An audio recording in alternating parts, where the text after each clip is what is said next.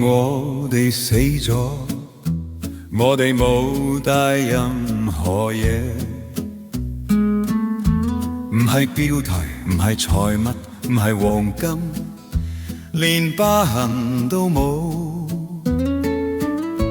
我哋計劃匿埋我哋空手而回，用我哋嘅袋完全係空嘅，我哋嘅相會保留喺啲抽屜入面。自從我哋嘅笑容之後，冇人可以分享。一個繼承人得到間屋，另一個攞到戒指，佢從來都冇着過。最忠實嘅繼承人頭痛，照顧庫存喺大堂入面有啲聲音升起，透露變相嘅利益，關於佢哋可以攞到嘅所有嘢，由我哋嘅屋苑嚟。當我哋死咗，我哋空手而回，我哋連身份證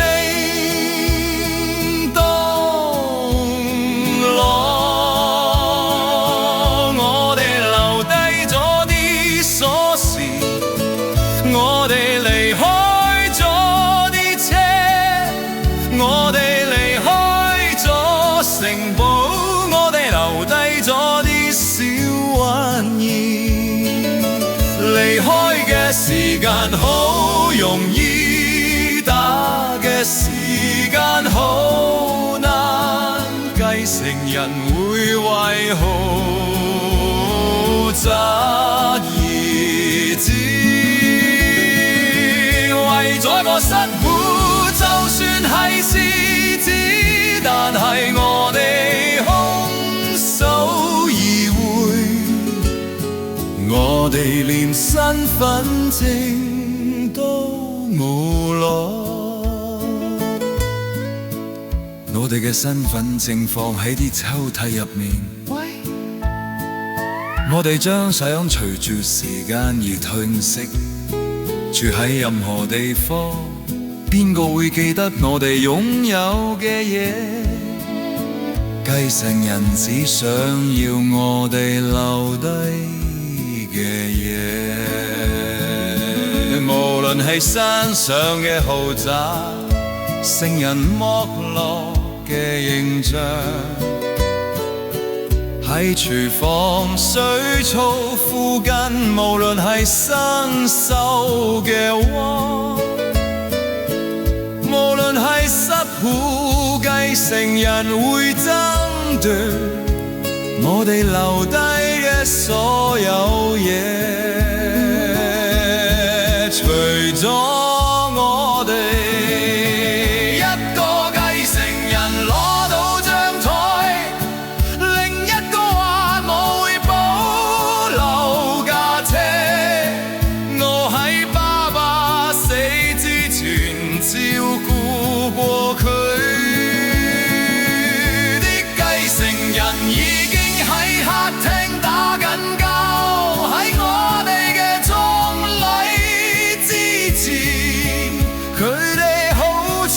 食性嘅烏鴉咁嗰個，連我哋喺廳入面嘅香味都偵測到。當我哋死咗，我哋空手而回，我哋連身份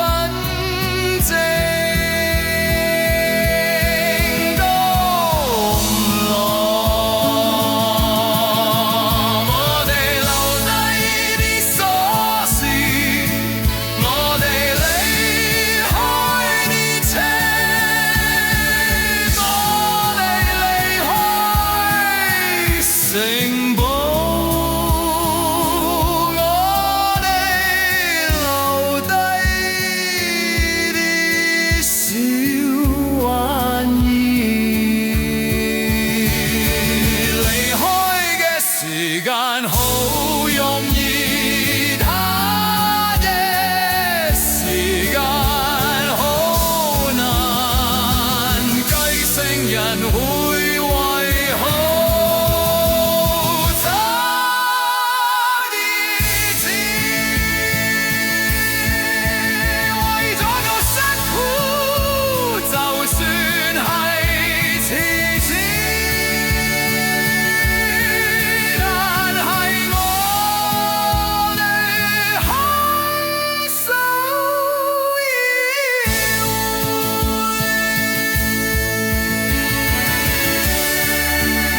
係一個宏偉嘅宮殿，無論係細小我繼承人會為所有嘢而爭奪，冇和解，佢哋想要佢哋嘅份額，佢哋而家想要所